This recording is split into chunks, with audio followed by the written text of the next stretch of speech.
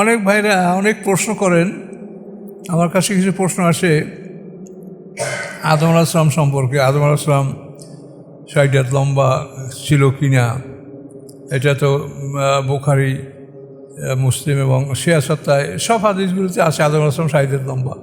আমাদের ছোটো বাচ্চারাও জানে আদম আলাইহিস সালাম 60 হাত লম্বা। কিন্তু আসলে এই কথাগুলো যে কী, সেগুলো তো বাস্তবের সাথে মিলাই দেখতে হবে। একটা জিনিস, পৃথিবীর একটা অ্যাডজাস্টমেন্ট আছে। এই যে পৃথিবী আল্লাহ সৃষ্টি করছেন, কোন জায়গায় কোন জিনিসটা সৃষ্টি করা লাগবে, আল্লাহ সেই জিনিস সেই জায়গায় সৃষ্টি করেছেন। আমরা একটা মানুষ যারা 6 ফুট একটা মানুষ, আল্লাহ তাআলা এই গাছপালা পৃথিবী সৃষ্টি করেছেন। সাধারণত এই গাছপালাগুলি 6-7 ফুট, 8 ফুট বা 10 ফুট 12 ফুট হওয়ার পরে তারপর ডাল গজায় নিচে, যেন মানুষেরা চলাফেরা করতে পারে। এরকম প্রত্যেকটা জিনিস, একটা মানুষ যদি 6 ফুট হই, তা আমাদের হাল চাষ করা একটা গরু, সেটাও ওই 5 ফুট 6 ফুট এর মধ্যে হবে। গরুটা এবং মানুষের সৃষ্টির মধ্যে একটা মিল থাকবে। ওইভাবে আমাদের খাদ্য, বাড়ি ঘর, চলাফেরা সব কিছু অ্যাডজাস্টমেন্ট থাকবে। যে আদম আলাইহিস সালাম একটা 60 হাত, মা হাওয়া কয় হাত ছিল তাহলে? আদম আলাইহিস সালাম ছিল হাবিলকে যারা কোরবানি করলো 2 ভাই, তারা কয় হাত করিয়েছিল লম্বা? কাজে এই বিষয়গুলি নিয়ে আমি আশা করি যে আপনারা তর্কে লিপ্ত হবেন না। তার কারণ আল্লাহ তাআলা আমাদের কাছে কি চাচ্ছেন? আল্লাহ চাচ্ছেন যে যত নবী রসুল দুনিয়াতে তিনি পাঠিয়েছেন, আদম হতে মুহাম্মদ সাল্লাল্লাহু আলাইহি ওয়াসাল্লাম পর্যন্ত সমস্ত নবী রসুলদের উপর ঈমান আনা ফরজ। তারা আল্লাহর পক্ষ থেকে নবী রসুল, তাদের উপর ঈমান আনা আমাদের জন্য ফরজ। তারা কে কতখানি লম্বা, কে কতখানি মোটা, কে কতখানি চ্যাপ্টা, এগুলির কোনো প্রশ্ন আমাদের কাছে হবে না। এগুলি নিয়ে আমরা ঘন্টার পর ঘন্টা সময় নষ্ট করি, এগুলি শয়তানের অসুয়াশা। কারণ এগুলি নিয়ে আপনারা তর্কে লিপ্ত হবেন না। আমি বলবো, আপনার যা মনে কয় সেইটা আপনি বোঝেন, আপনার জ্ঞান আছে, বিবেক আছে, হাদিস কোরআন আপনার সামনে আসে, আপনি যেটা ভালো মনে করেন সেটা করবেন। এটা নিয়ে সময় নষ্ট করবেন না। এটা হাসরের মধ্যে আপনার প্রশ্ন আসবে না যে আদম আলাইহিস সালাম কয় হাত লম্বা ছিল বলো, এটা প্রশ্ন আসবে না। কাজে এই জন্য এই সমস্ত বিষয় নিয়ে আপনারা সময় নষ্ট করবেন না। অনেকেই দেখা যায় অনেক বিষয়ের উপরে, খুঁটিনাটি বিষয়ের উপরে অনেক বিশাল বিশাল প্রশ্ন, অনেক চিন্তা গবেষণা করেন, অথচ আল্লাহ তাআলা আমাদের যে সংক্ষিপ্ত করে ফরজ ওয়াজিবগুলি যে করে রাখছেন কোরআনে, এগুলি সম্বন্ধে আমাদের খবরই নেই। কাজে এই জন্য আল্লাহ তাআলা যে বিষয়গুলি আমাদের উপরে ফরজ ওয়াজিব করে রেখেছেন, যেগুলি সম্বন্ধে হাসরের মধ্যে প্রশ্ন করা হবে, এবং প্রশ্ন করা হবে কোনো নূতন প্রশ্ন না, প্রশ্ন করা হবে আমাদের আমলনামায় যা আছে ওগুলোই প্রশ্ন করা হবে। তোমার এটা আমলনামায় তুমি কেন করেছো কি না এটা জিজ্ঞাসা করা হবে না। তুমি করেছো কি না তা তো তোমার আমলনামায় লেখাই আছে, তুমি করে থাকলে আছে আর না করলে নাই। কাজে জিজ্ঞাসা হবে কেন, তুমি কেন করেছো কি না, এটা না, কেন করেছো এটা জিজ্ঞাসা করা হবে। কাজে যে বিষয়গুলি জিজ্ঞাসা করা হবে সেই বিষয়গুলি সম্পর্কে আমাদের সতর্ক হওয়া উচিত। এবং আমরা শরীয়তের অনেক বিষয় যেগুলি ফরজ স্তরে, অথচ আমরা সেগুলোর কোনো আমল করি না, সেগুলোর কোনো খবর রাখি না, অথচ আমরা অন্য খুঁটিনার জিনিস নিয়ে আমরা অনেক সময় নষ্ট করছি। শিরকের বিষয়টা এতই জটিল, যেটা চিন্তা করলে মাথায় কিছু কাজ করতে চায় না। শিরকের বিষয়টা এতই জটিল। কোরআনে আল্লাহ কি বলছেন? ওয়াইন আতাতুম ইন্নাকুম লামুশরিকুন ওয়াইন্না শায়াতিনা লা ইউহিনুনা ইলা আউলিয়াহিম লিইউজাদিলুকুম ওয়াইন আতাতুম ইন্নাকুম লামুশরিকুন। শয়তানেরা শয়তানের বন্ধুদের কাছে ওহী পাঠায়, লিইউজাদিলুকুম, যাতে শয়তানের বন্ধুরা তোমাদের সাথে তর্কে বিতর্কে লিপ্ত হতে পারে। ওয়াইন আতাতুম ইন্নাকুম লামুশরিকুন, তোমরা শয়তানের বন্ধুদের আনুগত্য করলে তোমরা নিশ্চয়ই মুশরিক হয়ে যাবে। এই যে আয়াত, কী করবেন আপনি? কোন শয়তান আনুগত্য তো আমরা মুহূর্তে মুহূর্তে আমরা করছি। আমরা মসজিদ থেকে বের হয়ে যাওয়ার পরে যখনই আমরা ব্যাগ নিয়ে বাজারে যাই, তখনই তো আমরা এই শয়তানের কারবারের সব অর্থনীতি, ইহুদি খ্রিস্টানদের আমরা সুদভিত্তিক কারবার, এগুলির মধ্যে সব আমরা লিপ্ত হচ্ছি। আমরা কোথায় যাব বলেন? এই মহাবিপদ থেকে আমরা কীভাবে মুক্তি পাবো, এভাবে আমাদের কোনো চিন্তা নাই। আদম আলাইহিস সালাম কয় হাত লম্বা, এটা নিয়ে আপনি একবারে বহুত প্রশ্ন করিয়ে রাখছেন। কী জন্য, কী দরকার? এইটা ভাবেন যে সমাজ থেকে কীভাবে আমরা মুক্তি পেতে পারি। যে শয়তানের ওহী, এই যে আমাদের দেশে যে সংসদ, অ্যাসেম্বলি, এই যাই কিছু বলেন, এটার মধ্যে কী হচ্ছে বলেন? এখন এগুলো বলতে গেলে তো আমি রাজনীতি করি না, দূরে আসি, তারপরও তো আমি মানুষ, আমি তো সমাজের মানুষ। কাজে এই জন্য দেখেন আল্লাহর কোরআন কি বলছে সেগুলোর সম্বন্ধে আমাদের কোনো খেয়াল নাই, চিন্তা নাই, গবেষণা নাই। আমরা এই আজে বাজে এই কারা কি করছে, কোন বছর কি হয়েছে, এইগুলো সব মানে সব অযথা কাজ দ্বারাই আমরা সময়টা আমাদের নষ্ট হচ্ছে।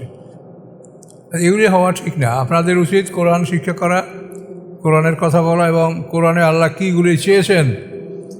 আমর বিল মারুফ নাহি আনিল মুনকারে মোট 1000 করে 2000 আয়াত আছে। আমর বিল মারুফ আর নাহি আনিল মুনকার দুই গ্রুপে 2000, আর বাকি কেসা কাহিনী এবং বিভিন্ন ইতিহাস এগুলি বর্ণনা করা আছে। কাজে কোরআনের এই আমর বিল মারুফ নাহি আনিল মুনকার এই বিষয়গুলি যাতে আমরা অবগত হতে পারি সেই ব্যাপারে আমাদের সতর্ক থাকতে হবে, সেইগুলি নিয়ে চিন্তা ভাবনা করতে হবে। আসসালামু আলাইকুম। সম্মানিত সুধীমণ্ডলী, আমরা সূরা তাগাবুন এর তাফসীর ইনশাআল্লাহ ধারাবাহিকভাবে এখন শুরু করব ইনশাআল্লাহ।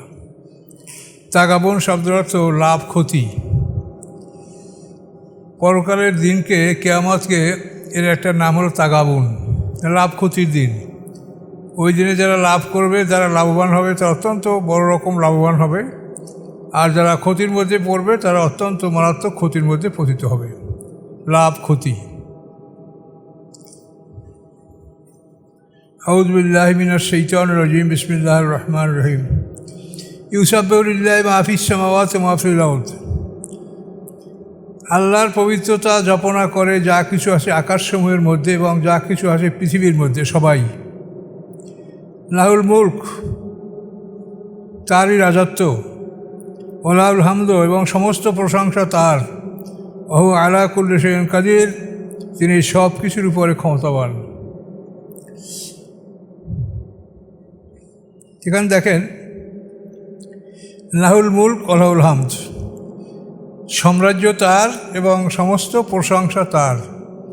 এখন এই প্রশংসা আল্লাহর না করে যদি আমরা অন্য কারো করি সেটা আমাদের জন্য ক্ষতি। এটা মনে রাখতে হবে, সমস্ত প্রশংসার মালিক আল্লাহ।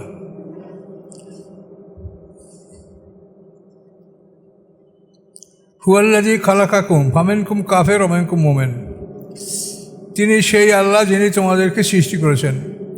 ফামিনকুম কাফের, তোমাদের মধ্যে প্রথম দলটা হলো কাফের, ওয়া মিনকুম মুমিন, এবং তোমাদের মধ্যে দ্বিতীয় দলটা হলো মুমিন।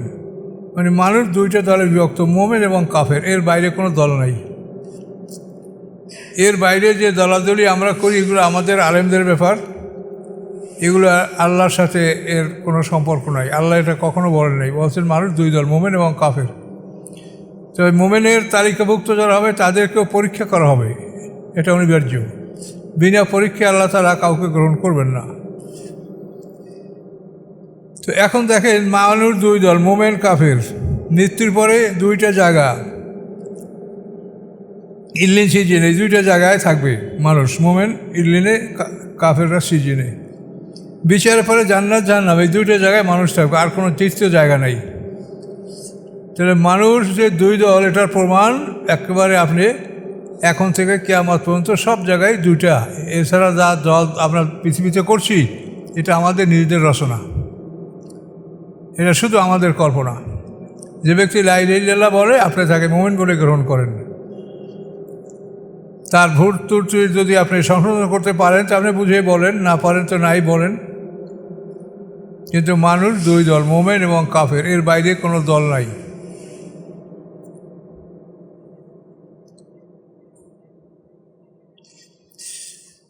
আল্লাহ বিমা তা'মালুনা বাসীর, আল্লাহ তাআলা তোমাদের সমস্ত কর্ম সম্পর্কে তিনি দর্শক। আমরা কি করছি আল্লাহ তাআলা সব দেখছেন। খালাকাস সামাওয়াতি ওয়াল আরদা বিল হক, সৃষ্টি করেছেন আকাশসমূহ এবং পৃথিবীকে সত্য সহকারে। সত্য প্রতিষ্ঠা করার জন্য আকাশ পৃথিবী তিনি সৃষ্টি করেছেন। সাওয়ারাকুম, এবং তোমাদেরকে তিনি আকৃতি দান করেছেন। আহসানা সুওয়ারাকুম, তিনি সুন্দর করেছেন তোমাদের গঠন আকৃতি। মানুষের গঠন প্রণালী আকৃতি এত সুন্দর যে আল্লাহর কোনো সৃষ্টি এত সুন্দর আর নাই। ওয়াইলাইহিল মাসির, এবং আল্লাহর কাছেই সবার প্রত্যাবর্তন, সবাইকে আল্লাহর কাছে আবার ফিরে যেতে হবে। ইয়ালামু আফিস সামাওয়াতি ওয়াল আরদ, তিনি জানেন যা কিছু আছে আকাশসমূহের মধ্যে, যা কিছু আছে পৃথিবীর মধ্যে। ওয়ালামু, এবং তিনি জানেন মা তুসিরুন ওয়া মা তুলিনুন, যা তোমরা লুকিয়ে রাখো এবং যা তোমরা প্রকাশ করো, এগুলি সব আল্লাহ তাআলা সমানভাবে জানেন। আল্লাহু আলিমুম বিযাতি সুদূর, আল্লাহ তাআলা সমস্ত মানুষের অন্তর্যামী, সকল মানুষের অন্তরে কী আছে সব কিছু আল্লাহ তাআলা জানেন। আলাম ইয়াতিকুম নাবাউল লাযিনা কাফারু মিন ক্বাবলু, আলাম ইয়াতিকুম, আসে নাই কি তোমাদের কাছে নাবাউল লাযিনা, খবর তাদের, কাফারু মিন ক্বাবলু, যারা ইতিপূর্বে কুফরি করেছে তাদের খবর তোমাদের কাছে আসে নাই। ফাযাকু ওয়াবাল আমরিহিম, কীভাবে আল্লাহ তাআলা তাদের কাজের শাস্তি তাদেরকে আল্লাহ ভোগ করিয়েছেন। ওয়ালাহুম আযাবুন আলীম, এবং তাদের জন্য হয়েছে বেদনাদায়ক শাস্তি।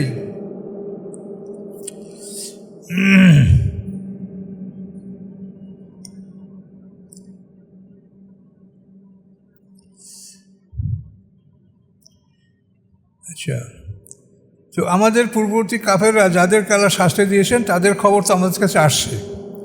নূহ আলাইহিস সালাম থেকে আরম্ভ করে মুহাম্মদ সাল্লাল্লাহু আলাইহি ওয়াসাল্লামের পূর্ব পর্যন্ত বিভিন্ন জাতিকে যে আল্লাহ শাস্তি দিয়েছেন এই খবর আমাদের কাছে এসেছে। জালিকা বিআন্নাহু কানাত তা'তিহিম রাসূলুম বিল বায়িনাত, আল্লাহর এই যে বিধান, জালিকা এই মানে এই যে আমার শাস্তি, পূর্ববর্তী কাফেরদেরকে আমি শাস্তি দিয়েছি, এটা বিআন্নাহু কানাত তা'তিহিম রাসূলুম বিল বায়িনাত, এজন্য যে আসতো তাদের কাছে তাদের রাসূলগণ উজ্জ্বল প্রমাণসহ, আল্লাহর পক্ষ থেকে দলিল প্রমাণ নিয়ে তারা আসতেন। ফাকালু, অতঃপর সেই জাতির লোকেরা বলতো আবাশারুন ইয়াহদুনানা, একজন মানুষকে আমাদেরকে হেদায়েত করবে, মানুষ আমাদেরকে পথ দেখাবে, আমাদের পথ দেখা ফেরেশতা নাইলে জিন ইত্যাদি। ফাকাফারু, অথবা রাসূলদেরকে অস্বীকার করেছে। ওয়াতাওয়াল্লাউ, এবং তারা ফিরে গেছে। আস্তাগনাল্লাহ, এবং আল্লাহ তাআলা তাদের থেকে অমুখাপেক্ষী থেকেছেন। আল্লাহ তাদের মুখাপেক্ষী হন নাই যে তাদের কাছে এইটা আল্লাহ জরুরি, তাদের ইবাদত, তাদের কোনো কাজকর্ম আল্লাহ জরুরি, এমন কোনো কিছু আল্লাহর কাছে প্রয়োজন ছিল না। আল্লাহ তাদের থেকে মুক্ত থেকেছেন। আল্লাহু গানিয়ুন হামিদ, আল্লাহ তাআলা অভাবমুক্ত এবং তিনি প্রশংসিত। মানুষের কাছে কিছু চান না তিনি, কিন্তু মানুষ যখন সীমা লঙ্ঘন করে, পয়গম্বর যখন আল্লাহর কাছে সাহায্য চায় তখন আল্লাহ তাআলা পয়গম্বরকে সাহায্য করেন এবং কাফেরদেরকে অপমান করেন।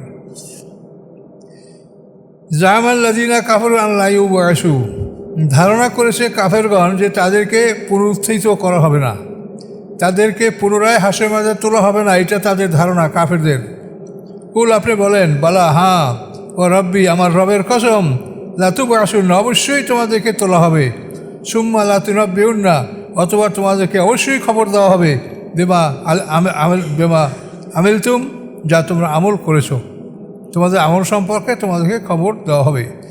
যালিকা আলাল্লাহি ইয়াসির, এবং এগুলি আল্লাহর করে খুবই সহজ ব্যাপার।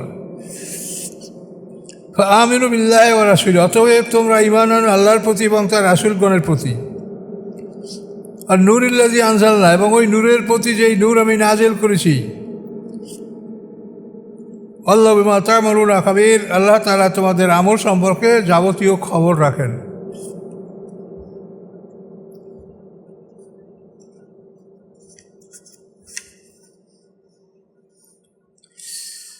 ইয়াউমা ইয়াজমাউকুম লিয়াউমিল জামি, যেদিন তোমাদেরকে একত্রিত করবেন আল্লাহ, একত্রিত হওয়ার দিনে, যেই দিনটি একত্রিত হওয়ার জন্যই প্রতিশ্রুতি দেওয়া আছে, সেই দিনে যখন তোমাদেরকে আল্লাহ একত্রিত করবেন সেই দিনটা হবে যালিকা ইয়াউমুত তাগাবুন, সেই দিনটা হবে লাভ ক্ষতির দিন। যারা জয়যুক্ত হবে তারা এমনভাবে জয়যুক্ত হবে যে চিন্তার বাইরে কত নেয়ামত আল্লাহ তাদেরকে দেবেন। আর যারা ক্ষতির মধ্যে পড়বে তার এমন ক্ষতি যে ক্ষতির কথা দুনিয়ায় কেউ চিন্তাও করতে পারে নাই। ইয়াউমুত তাগাবুন, লাভ ক্ষতির দিন। ওয়া ইউমিনু বিল্লাহ, যারা আল্লাহর প্রতি ঈমান আনে, ওয়া ইয়ামাল সালিহান, এবং ভালো কাজগুলি করে, আল্লাহর প্রতি ঈমান আনে এবং ভালো কাজগুলি করে, ইউকাফিরু আনহু সাইয়্যাতি, আল্লাহ তাআলা তাদের ছোটোখাটো গুনাহগুলি ক্ষমা করে দেন। ওয়াইদখিলু জান্নাতিন, এবং প্রবেশ করান তাদেরকে জান্নাতে, তাজরি মিন তাহতিল আনহার, যার তলদেশ থেকে নহরগুলি জারি। খালিদিনা ফিহা, অনন্তকাল থাকবে তারা উহাতে, আবাদা, চিরকাল। জালিকাল ফাউজুল আযীম, এটা অত্যন্ত বড় জয়যুক্ততা।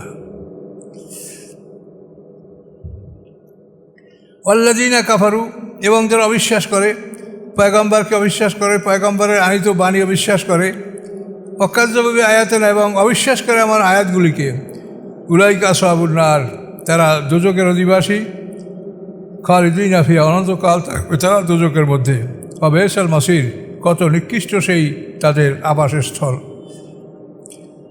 মা আসাবাত মুসিবাতেন ইল্লা বিইজনিল্লাহ, আসে না কোনো মুসিবত আল্লাহর অনুমতি ছাড়া। মানুষের যখন কোনো মুসিবত বিপদ আসে, এটা আল্লাহর অনুমতিক্রমেই আসে। ওয়ামান বিল্লাহ, যারা আল্লাহর প্রতি ঈমান আনে, ইহাদে কলবাহু, আল্লাহ তাআলা তাদের অন্তরকে হেদায়েত দান করেন। আল্লাহু বিকুল্লি শাইইন আলিম, আল্লাহ তাআলা সব কিছু সম্পর্কে অবহিত, সব কিছু সম্পর্কে তিনি জানেন। ও আতিউল্লাহ ওয়া আতিউর রাসূলা, আল্লাহ বলেন তোমরা আল্লাহর আনুগত্য করো এবং রাসূলের আনুগত্য করো। এখন আল্লাহর আনুগত্য আমরা কেমন করে করবো? আল্লাহকে তো আমরা দেখি না, চিনতে পারি না। সেখানে আল্লাহ বলেছেন সূরা নেসার সম্ভবত ৮০ নম্বর আয়াতে, যে মাইয়ুতির রাসূলা ফাকাত আতা আল্লাহ, যারা রাসূলের আনুগত্য করলো তারাই আল্লাহর আনুগত্য করলো। বিরাট কথা। মাইয়ুতির রাসূলা ফাকাত আতা আল্লাহ, যারা রাসূলের আনুগত্য করলো তারাই আল্লাহর আনুগত্য করলো। কাজে আল্লাহর আনুগত্য করা এটা রাসূলের আনুগত্যের মধ্যেই সীমাবদ্ধ। যে রাসূলের আনুগত্য কত জরুরি সেটা দেখেন।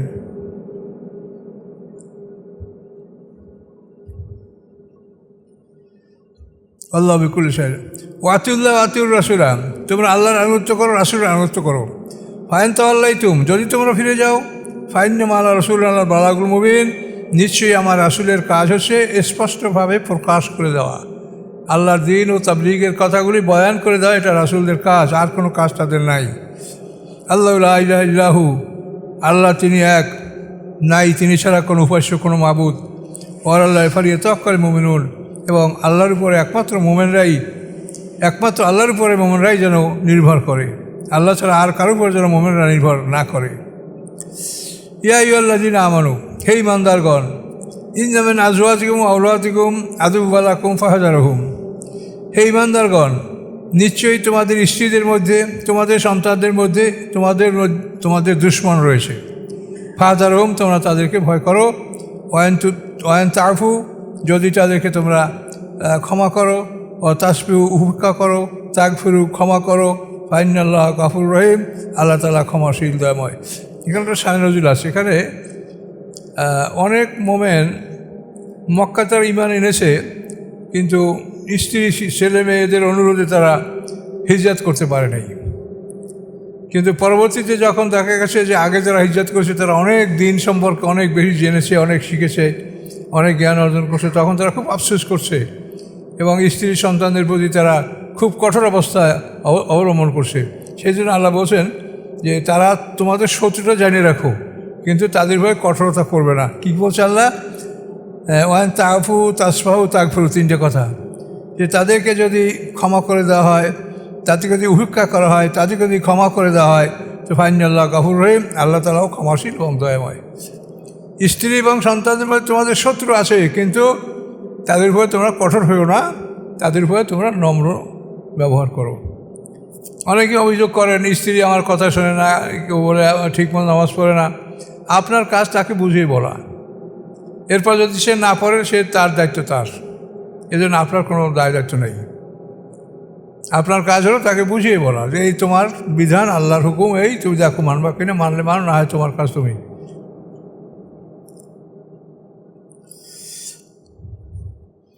ইন্নামা আমওয়ালুকুম আওলাদুকুম ফিতনা, নিশ্চয়ই তোমাদের মাল আওলাদ এটা হচ্ছে ফিতনা। ফিতনা হলো পরীক্ষার বস্তু, এটার দ্বারাই তোমাদেরকে পরীক্ষা করা হয়। আল্লাহু ইনদাহু আজরুন আযীম, নিশ্চয়ই আল্লাহর কাছে রয়েছে সবচেয়ে বড় বিনিময়। ফাত্তাকুল্লাহ মাসতাতা'তুম, তোমরা আল্লাহকে ভয় করো যতখানি তোমাদের পক্ষে সম্ভব। ওয়াসমাউ, এবং তোমরা শোনো, কান লাগিয়ে শোনো। ওয়াতিউ, আনুগত্য করো। ওয়ানফিকু, এবং তোমরা ব্যয় করো সম্পদ। খায়রাল লিআনফুসিকুম, এটা তোমাদের জন্য উত্তম হবে, ভালো হবে। আমায়ুকা সুখা নাফসিহি ফাউলাইকা হুমুল মুফলিহুন, এবং যারা নিজের আত্মার কৃপণতার থেকে নিজেকে যারা রক্ষা করতে পারে তারাই জয়যুক্ত হয়। ইউকা মানে বাঁচিয়ে রাখা, অকায়ুকা বাঁচিয়ে রাখা। তো যে বাঁচিয়ে রাখে নিজের আত্মার কৃপণতার থেকে, যে নিজেকে বাঁচিয়ে রাখে, আত্মার কৃপণতা, আত্মা দান করতে চায় না, মানুষের সাথে মেহমানদারি করতে চায় না, মানুষের উপরে সদ্ব্যবহার বা আচরণ, লেনদেন, দান করা এগুলো করতে চায় না, এগুলো মনের বকিলি, মনের কৃপণতা। আল্লাহ বলছেন এই মনের কৃপণতা থেকে যারা বেঁচে যায় তারাই জয়যুক্ত হবে।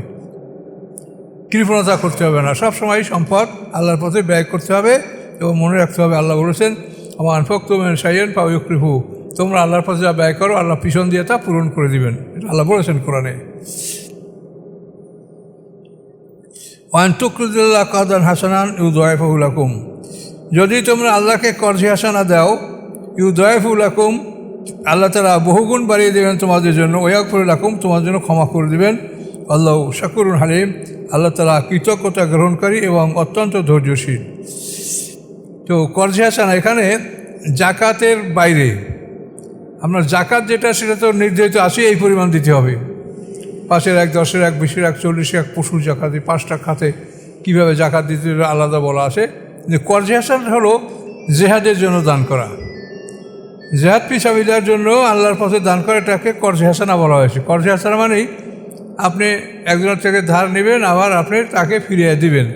তো এটাকে আল্লাহ কর্জে হাসানার জন্য বলছেন যে জেহাদের জন্য তোমরা যেটা ব্যয় করবে আল্লাহ অবশ্যই সেটা তোমাদেরকে উত্তম রূপে ফেরত দিবেন, এই জন্য এটার নাম কর্জে হাসানা বলা হয়েছে। তাহলে এই কর্জে হাসানায় যে আপনি কত দান করবেন এর কোনো হিসাব কিতাব নাই। তাবুক যুদ্ধের সময় আবু বকর সিদ্দিক ঘরে কিছুই রাখেন নাই, সব কিছু নিয়ে আসেন যুদ্ধের জন্য। ওমর ফারুক তারকে সম্পদ দিয়ে আসেন, অন্যান্য সাহাবীর এরকম বিশাল বিশাল দান। হযরত ওসমান গনি এত দান করেছেন যে সে মানে তার মানে কয়েকশো উট, কোনো বর্ণনা মতে 300 উট বা আরও বেশি, এগুলি বাণিজ্য কাফেলা হিসাবে সিরিয়ায় যাওয়ার জন্য প্রস্তুত ছিল, এগুলাকে সিরিয়ায় না পাঠিয়ে তিনি তাবুক যুদ্ধে এগুলি সব দান করেছেন ওসমান গনি। এই দান করার পরে তিনি আল্লাহর রসুলের যে জামা, এই জামার মধ্যে তিনি 1000 স্বর্ণমুদ্রা ঢেলে দিয়েছিলেন। এই স্বর্ণমুদ্রাগুলি ঢেলে দেওয়ার পরে এই স্বর্ণমুদ্রা আল্লাহর রসুল এগুলি হাত দিয়ে নাড়ছিলেন, গুনছিলেন। ইতিমধ্যেই খবর আসে যে ওসমান জান্নাতি, আজ থেকে ওসমান যাই করুক ওসমান জান্নাতি। কর্জে হাসানা। আল্লাহ শাকুরুল হালিম, আলিমুল গায়বি ওয়াশ শাহাদা, আল্লাহ তাআলা আলিমুল গায়বি ওয়াশ শাহাদা, তিনি দৃশ্য অদৃশ্য সব কিছু সম্পর্কে তিনি সমানভাবে অবগত। আল আজিজুল হাকিম, তিনি পরাক্রমশালী এবং তিনি মহাকৌশলী। সূরাটা এখানে শেষ হয়েছে।